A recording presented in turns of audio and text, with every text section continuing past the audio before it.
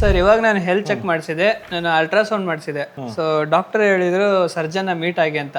So ಹಂಗಾಗಿ ನಾನು ನಿಮ್ಮ ಹತ್ರ ಬಂದೇನೆ ಇವಾಗ. ನೀವು ಜನರಲ್ ಆಗಿ ಹೆಲ್ತ್ ಚೆಕ್ ಮಾಡಿಸಿದ್ರಾ ಇಲ್ಲ ಹೊಟ್ಟೆ ನೋವು ಏನಾದ್ರು ಇತ್ತು ಅಂತ ಹೋಗಿ ತೋರಿಸಿದ್ರಾ? ಇಲ್ಲ, ಹೊಟ್ಟೆ ನೋವು ಇದು ಸ್ವಲ್ಪ ಒಂಥರ ಪೇನ್ ಆಗೋದು ಈ ತರ ಇದೆ. ಏನೇನಾಗ್ತಾ ಇತ್ತು? ಹೊಟ್ಟೆ ನೋವು ಅಂದ್ರೆ ಎಲ್ಲಿ ಬರ್ತಾ ಇತ್ತು? ಹೊಟ್ಟೆ ನೋವು ಇಲ್ಲೇ ನಾರ್ಮಲ್, ನಂಗೆ ಅಷ್ಟು ಎಕ್ಸಾಕ್ಟ್ ಗೊತ್ತಾಗ್ತಿಲ್ಲ, ಬಟ್ ಒಳಗಿಂದ ಏನೋ ಪೇನ್ ಆಗ್ತಿದೆ. ಪೇನ್ ಆಗುತ್ತೆ. ನಾನು ಕೆಲವು ಪ್ರಶ್ನೆಗಳನ್ನ ಹಾಕ್ತೀನಿ, ಅದ್ರ ಪ್ರಕಾರ ನೋಡ್ಕೊಂಡು ಹೇಳೋಣ. ಈಗ ನೆಕ್ಸ್ಟ್ ನೀವು ಊಟ ಮಾಡಿದಾಗ ಏನಾದ್ರು ನಿಮ್ಗೆ ತೇಗ್ ಜಾಸ್ತಿ ಬರೋದು ಅಂತದೇನಾದ್ರು? ನಾರ್ಮಲ್ ಆಗಿ ಸ್ವಲ್ಪ ಬರುತ್ತೆ. ಓಕೆ, ಸ್ವಲ್ಪ ಊಟ ಮಾಡಿದ ತಕ್ಷಣ ಹೊಟ್ಟೆ ಉಬ್ರ ಆತರ ಏನಾದ್ರು ಬರೋದು? ಹಾ ಆಗುತ್ತೆ, ಅದು ಬರುತ್ತೆ. ಓಕೆ, ಏನಾದ್ರು ಹೊಟ್ಟೆ ನೋವು ಎಲ್ಲಾದ್ರೂ right side left side any specific area ಇಲ್ಲ? ಸ್ಪೆಸಿಫಿಕ್ ಇಲ್ಲ, ಎಲ್ಲ ಕಡೆ ಲೈಟ್ ಆಗಿ ಪೇನ್ ಬರುತ್ತೆ. ಓಕೆ, ಏನಾದ್ರು ಆಚೆ ಹೋಗಿ ಊಟ ಮಾಡಿದಾಗ ಏನಾದ್ರು ಪೇನ್ ಜಾಸ್ತಿ ಆಗೋದು? ಅವಾಗ ಆಗುತ್ತೆ. ಓಕೆ, ಅಂಡ್ ಜ್ವರ ಏನಾದ್ರು ಇತ್ತು? ಜ್ವರ ಲೈಟ್ ಆಗಿ ನಾರ್ಮಲ್ ಆಗಿ ಬಂದು ಹೋಗುತ್ತೆ. ಓಕೆ, ಅದ್ ಬಿಟ್ರೆ ಏನಾದ್ರು ವಾಂತಿ ಏನಾದ್ರು? ವಾಂತಿ ಅಷ್ಟಾಗೇನ್ ಬರಲ್ಲ. ಓಕೆ, ಸರಿ. ಈಗ ಅದು ಬಿಟ್ಟು ನಿಮ್ ಏಜ್ ಎಷ್ಟು ಗಿರೀಶ್? ನಮ್ಗೆ ಇವಾಗ 24 ಏಜ್. 24. ಓಕೆ, ನಿಮ್ ಏನ್ ಕೆಲಸ ಮಾಡ್ತೀರಾ? ನಾನು ನಾರ್ಮಲ್ ಆಗಿ ಶೂಟಿಂಗು ಈ ತರ ಮಾಡ್ತೀನಿ ಔಟ್ ಸೈಡ್. ಸೊ ಆಚೆ ಊಟ ತಿನ್ನೋದು ಸ್ವಲ್ಪ ಜಾಸ್ತಿ? ಹೌದು, ಸ್ವಲ್ಪ ಜಾಸ್ತಿನೇ ಆಗುತ್ತೆ. ಸ್ವಲ್ಪ ಜಾಸ್ತಿ ಆಗುತ್ತೆ. ಈಗ ನಾನು ಸ್ಕ್ಯಾನ್ ರಿಪೋರ್ಟ್ ನೋಡ್ಬೋದಾ ನಿಮ್ದು? ಶೋರ್. ಓಕೆ, ಈಗ ವೀರೇಶ್, ಈಗ ನಿಮ್ಮ ಸ್ಕ್ಯಾನ್ ರಿಪೋರ್ಟ್ ಪ್ರಕಾರ ಪಿತ್ತಕೋಶದಲ್ಲಿ ಕಲ್ಲಿದೆ ಅಂತ ಕಾಣಿಸ್ಕೊಂಡಿದೆ. ಏನಕ್ಕೆ ಈ ಪಿತ್ತಕೋಶದ ಕಲ್ಲು ಆಗಿರಬಹುದು? ಒಂದು, ಈಗ ಕಾಮನ್ ಆಗಿ ಎಲ್ಲರನ್ನೂ ನೋಡ್ತಾ ಇದ್ವಿ, ಈಗ ಸುಮಾರು ಜನ ಯೂತು ಎಲ್ಲರದು ಹ್ಯಾಬಿಟ್ಸು, ಫುಡ್ ಹ್ಯಾಬಿಟ್ಸ್ ಇರಲಿ, with respect to daily exercise ಇರಲಿ, amount of stress in their life ಇರಲಿ, so because of the quality of life some amount of digestion issues ಆಗುತ್ತೆ. ಈಗ ಏನಾಗತ್ತಂದರೆ ನಮ್ಮ ಲಿವರಿಂದ ಪಿತ್ತ ಜನ್ರೇಟ್ ಆಗುತ್ತೆ. ಆ ಪಿತ್ತ ನಮ್ಮ ಫ್ಯಾಟ್ ಡೈಜೆಷನ್ಗೆ very very important. Okay, so ಲಿವರಿಂದ ಅಟ್ಲೀಸ್ಟ್ ಒಂದು 600 ml ವರೆಗೂ ಪಿತ್ತ ದಿನ ಬರುತ್ತೆ. ಓಕೆ, ಪಿತ್ತ ಜನ್ರೇಟ್ ಆದಾಗ ಲಿವರಿಂದ ಬಂದು ಲಿವರ್ ಬೈಲ್ ಡಕ್ಟ್ ಹೋಗಿ ನಮ್ಮ ಇಂಟೆಸ್ಟೈನ್ಗೆ ಹೋಗ್ಬಿಟ್ಟು ಅದು ಫುಡ್ನ ಡೈಜೆಸ್ಟ್ ಮಾಡೋಕೆ ಹೆಲ್ಪ್ ಆಗುತ್ತೆ. ಏನೇನು ಎಕ್ಸ್ಟ್ರಾ ಜನ್ರೇಟ್ ಆಗುತ್ತೋ ಅದೆಲ್ಲ ಹೋಗ್ಬಿಟ್ಟು ನಮ್ಮ ಗಾಲ್ ಬ್ಲಾಡರ್ಗೆ ಹೋಗಿ ಸೇರ್ಕೊಳ್ಳೋದು. Generally gall bladder has a capacity of around 50 ml ಅನ್ಕೊಳ್ಳಿ.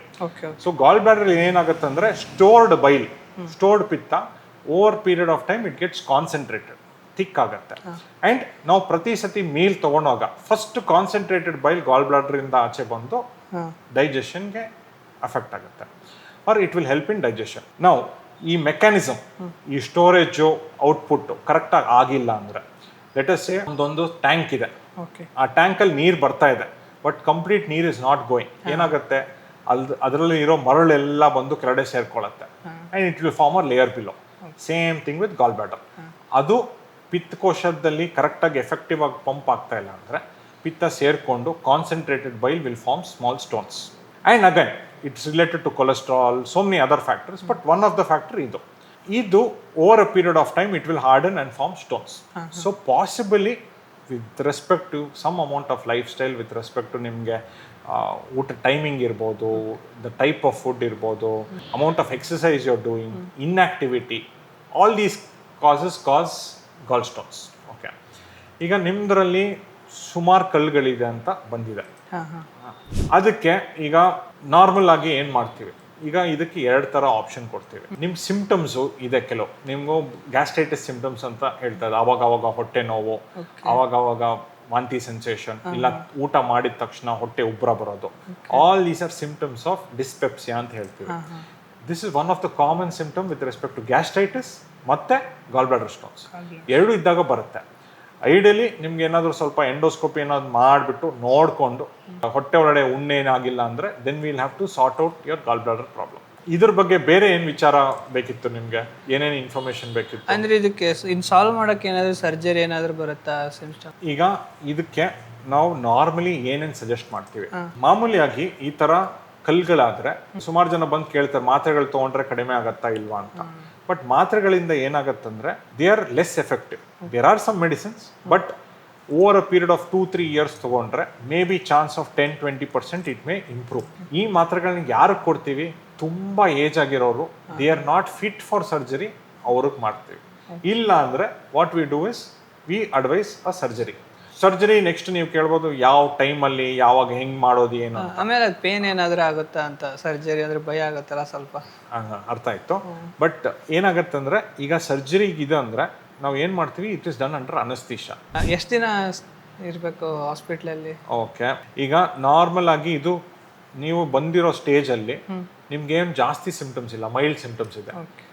It is quick in quick out. ಅಂದರೆ ಬಂದು ಅಡ್ಮಿಷನ್ ಆಗಿ within 24 or 36 hours maximum you can get discharge surgery ಜೊತೆ. ಡಿಸ್ಚಾರ್ಜ್ ಆದ್ಬಿಟ್ಲೆ ನಮ್ಮ ಕೆಲಸ ಮಾಡ್ಬೋದು ಅಥವಾ ಬೆಡ್ ರೆಸ್ಟ್ ಏನಾದರೂ ಇರುತ್ತಾ ಮನೆಯಲ್ಲಿ? ಈಗ ಮುಂಚೆ ಕಾಲದಲ್ಲಿ ಓಪನ್ ಸರ್ಜರಿ ಮಾಡ್ತಾ ಇದ್ರು, ಇಲ್ಲಿಂದ ಇಲ್ಲಿ ಹಿಡಿದು ಕುಯ್ದು ಮಾಡ್ತಾ ಇದ್ರು, ಅದಕ್ಕೆ ಬೆಡ್ ರೆಸ್ಟ್. ಈಗ ಲ್ಯಾಪ್ರೋಸ್ಕೋಪಿಕ್ ಸರ್ಜರಿ 3 or 4 ಸಣ್ಣ ತೂತುಗಳು ಮಾಡಿಬಿಟ್ಟು, ದುರ್ಪಿನ್ ಅಂತ ತೂತುಗಳು ಮಾಡಿಬಿಟ್ಟು ಕ್ಯಾಮ್ರಲ್ಲಿ ನೋಡಿಕೊಂಡು ಗಾಲ್ ಬ್ಲಾಡರ್ ತೆಗಿತೀವಿ. So recovery is much much much faster. That we get a lot of international patients who come, get operated within 2-3 days, go back. Okay. Travel back to their own country. So you can recover fast. ಆ ಥರ ಏನಿರಲ್ಲ. But same thing, ನೀವು complicated ಸ್ಟೇಜಲ್ಲಿ ಬಂದರೆ hospitalisation prolong ಆಗುತ್ತೆ, ರಿಕವರಿನೂ prolong ಆಗುತ್ತೆ. Food ಯಾವ ಥರ? ಈಗ ನಾವು ಸರ್ಜರಿ ಮಾಡಿಸಿದ್ಮೇಲೆ ಇದನ್ನೇ ತಿನ್ನಬೇಕು ಅಥವಾ ಇದನ್ನು ತಿನ್ನಬಾರ್ದು, ಏನಾದರೂ ರೂಲ್ಸ್ ಇದೆಯಾ? ಇನಿಷಿಯಲ್ ಆಗಿ ಸ್ವಲ್ಪ diet it should B non spicy, ಖಾರ ಇಲ್ದಿರೋದು, ಸ್ವಲ್ಪ ಎಣ್ಣೆ ಕಡಿಮೆ ಇರೋವಂಥದ್ದು ತೊಗೋಬೇಕು. ಯಾಕೆ ಅಂದರೆ ಒಂದು surgery is a very stressful event. ತುಂಬ ಸ್ಟ್ರೆಸ್ ಅಂದರೆ ಬಾಡಿನ ಒಂದು ಹೈ ಲೆವೆಲ್ ಸ್ಟ್ರೆಸ್ಗೆ ಕರ್ಕೊಂಡೋಗಿ ಮತ್ತೆ ವಾಪಸ್ ಕರ್ಕೊಂಡ್ಬರ್ತೀವಿ. ಸೊ ಇದರಿಂದ ಏನಾಗುತ್ತೆ, ಬಾಡಿ ಫಂಕ್ಷನ್ಸ್ ಸ್ವಲ್ಪ ರಿಸ್ಟ್ರಿಕ್ಟ್ ಆಗಿರುತ್ತೆ. ಅದೇ ರಿಕವರ್ ಆಗೋ ಟೈಮ್ ಕೊಡಬೇಕು. ಸೊ ಇನಿಷಿಯಲಿ ಸ್ವಲ್ಪ maybe 1 day we may give you only liquid food, then slowly include semi solid and then normal food. Normal home cooked food ತೊಂದರೆ ಇಲ್ಲ. ಆದರೂ ನಾನು ಇಲ್ಲಿ ಮನೇಲಿ ಇಲ್ಲ, ಪಿ ಜಿಯಲ್ಲಿ ಇದ್ದೀನಿ, ಇಲ್ಲ ಒಬ್ಬನೇ ಇದ್ದೀನಿ, ಸಿಂಪಲ್ ಥಿಂಗ್, ನಮ್ಮ standard let us say something like a simple dosa or an idli or curd rice will be sufficient for the first 2-3 days.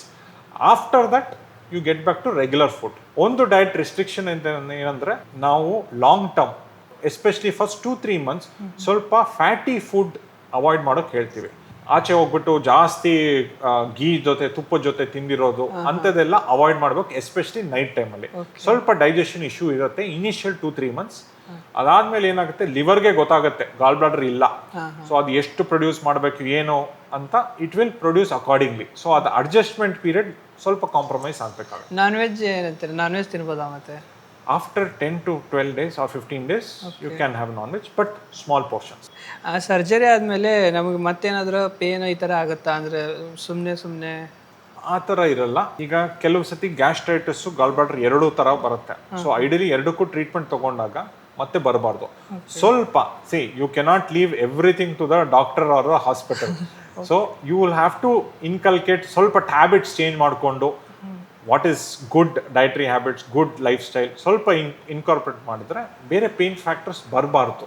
Okay, surgery ಇದು ಪರ್ಸೆ ಇನಿಷಿಯಲ್ ಪೇನ್ ಒಂದು 10-15 daysವರೆಗೂ it is like step ladder, steps ಥರ ಇರುತ್ತೆ. First day high intensity ಇರುತ್ತೆ, next ದಿನ ಕಡಿಮೆ ಆಗುತ್ತೆ, next ಅದರ ಮೇಲೆ ಇನ್ನೊಂದು ದಿನ ಆದ್ಮೇಲೆ ಕಡಿಮೆ ಆಗ್ತಾ ಬರುತ್ತೆ. ಸೊ ಐಡಿಯಲಿ ಒಂದು 24 hours to 48 hours is the painful period. After that it will become better. ನೀವು ಮಲಗಿರೋವಾಗ ಎದ್ದೋಳುವಾಗ ಅದು ಸ್ವಲ್ಪ ರೆಸ್ಟ್ರಿಕ್ಷನ್ಸ್ ಇರುತ್ತೆ, but with tablets it is manageable.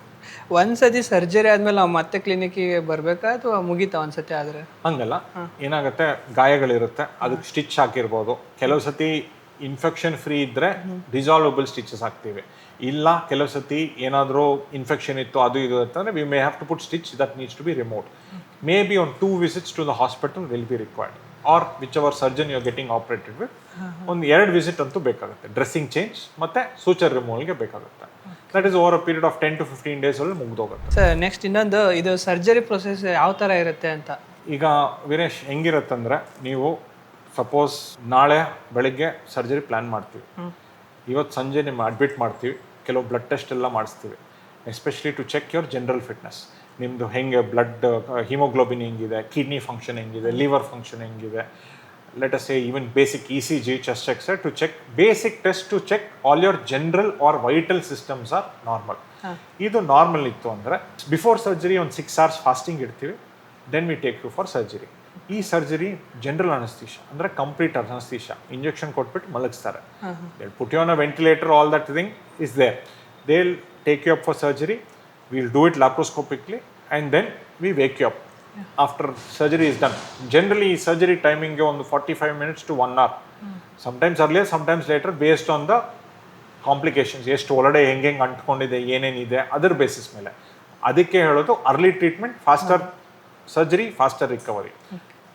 Litre ತುಂಬ ಲೇಟಾಗಿ ಬಂದಾಗ ಏನಾಗುತ್ತೆ, ಸರ್ಜರಿನೂ ಲೇಟ್ ಆಗುತ್ತೆ, ರಿಕವರಿನೂ ಲೇಟ್ ಆಗುತ್ತೆ. ಆ್ಯಂಡ್ ಇದು ಸರ್ಜರಿ ಮಾಡಿದ್ಮೇಲೆ, ಆ್ಯಂಡ್ ಇನ್ನೊಂದು ಹೇಳಬೇಕು ಅಂದರೆ ಎಲ್ಲರೂ ಕೇಳ್ತಾರೆ, ಸರ್ ಇದು ಕಲ್ಲು ತೆಗಿತೀರಾ ಪಿತ್ತಕೋಶ ತೆಗಿತೀರಾ? ನಾವು as a rule from America to Antarctica it is the complete removal of gall bladder. ಎಲ್ಲ ಕಂಪ್ಲೀಟ್ ಪಿತ್ತಕೋಶ ತೆಗಿಬೇಕು. ಬಿಕಾಸ್ ಪಿತ್ತಕೋಶ ಇಸ್ ದ ಪ್ರಾಬ್ಲಮ್, ನಾಟ್ ಕಲ್ಲು. ಪಿತ್ತಕೋಶದಿಂದ ಕಲ್ಲು ಪ್ರೊಡ್ಯೂಸ್ ಆಗಿ ಬರ್ತಾ ಇದೆ. ಸೊ ಕಂಪ್ಲೀಟ್ ಪಿತ್ತಕೋಶನೇ ತೆಗೆಯೋದು. ಆ್ಯಂಡ್ ದಿ ಸರ್ಜರಿ ಆದಮೇಲೆ 6 to 8 hours ಮತ್ತೆ ಎಂಟಿ ಸ್ಟಮಕ್ ಇಡ್ತೀವಿ, ಖಾಲಿ ಹೊಟ್ಟೆಲಿ. We will give you some glucose, painkillers, antibiotics ಎಲ್ಲ ಕೊಟ್ಟಾದ್ಮೇಲೆ ಒಂದ್ಸತಿ you are able to tolerate liquids initially ಕೊಡ್ತೀವಿ. ಟಾಲರೇಟ್ ಆದರೆ next slowly semi solid and then solids. And if it's uncomplicated 36 hours later you can get discharge. Insurance cover ಆಗುತ್ತಾ? Price ಜಾಸ್ತಿ ಆದರೆ ಭಯ ಇರುತ್ತಲ್ಲ, ಸೊ ಹಂಗಾಗಿ insurance will cover. But insurance ಬಗ್ಗೆ ಒಂದು ತಿಳುವಳಿಕೆ ಎಲ್ಲರಿಗೂ, ಇನ್ಶೂರೆನ್ಸ್ ಮಿನಿಮಮ್ 2 years ಆಗಿರಬೇಕು ಕವರೇಜ್ ಜೊತೆ. ಓಕೆ, ಇಲ್ಲ ನಿಮ್ಮ ಕಂಪ್ನಿಯಿಂದ ಕೊಡ್ತಾ ಇದ್ರೆ it will cover from day 1. But it is your individual insurance. Minimum 2 years waiting period ಇರುತ್ತೆ ಎನಿ ಸರ್ಜರೀಸ್ಗೆ. Okay, not only gall but any ಸರ್ಜರೀಸ್ಗೆ ಇದು ಇನ್ಶೂರೆನ್ಸ್ ಕವರೇಜ್ ಆಗುತ್ತೆ. ಸೊ ಐಡಿಯಲಿ ನೀವು ಸರ್ಜರಿ ಪ್ಲ್ಯಾನ್ ಮಾಡೋಕ್ಕಿಂತ ಮುಂಚೆ ಪ್ರೀ ಅಪ್ರೂವಲ್ ಅಂತ ತಗೋಬೇಕು. ಅಂದರೆ ಇನ್ಶೂರೆನ್ಸ್ ಹಾಸ್ಪಿಟಲ್ ಕಡೆಯಿಂದ ಇನ್ಶೂರೆನ್ಸ್ ಅವ್ರಿಗೆ ಇಂಟಿಮೇಷನ್ ಸೇಯಿಂಗ್ ದಟ್ ವೀರೇಶ್ ನಿಮಗೆ ಪ್ರಾಬ್ಲಮ್ ಇದೆ, ಅದಕ್ಕೆ ಆ ಸರ್ಜರಿ ಮಾಡಿಸ್ಕೊತಾ ಇದ್ರೆ ಅದಕ್ಕೋಸ್ಕರ this is the thing. So ಅದು ಪ್ರೀ ಅಪ್ರೂವಲ್ ತೊಗೊಂಡು ಅದಾದಮೇಲೆ ಇನ್ಶೂರೆನ್ಸ್ ಅಲ್ಲಿ ಮಾಡಿಸ್ಕೋಬೋದು. Yes, it will depend on type of hospitals. There are grades of hospitals, complete extreme highly luxurious hospitals. Again, there are minimum pay hospitals also. Again, based on your insurance you can choose. ಇದು ಯಾವಾಗ plan ಮಾಡೋಣ, ಯಾವಾಗ ಮಾಡಿಸ್ಲಿ surgery? ನೋಡಿ Vinesh, earlier the better. Okay, since you are having mild symptoms, choose a convenient time. I'm not telling it's an emergency. ಈಗ you are still in a phase where you are not reached an emergency.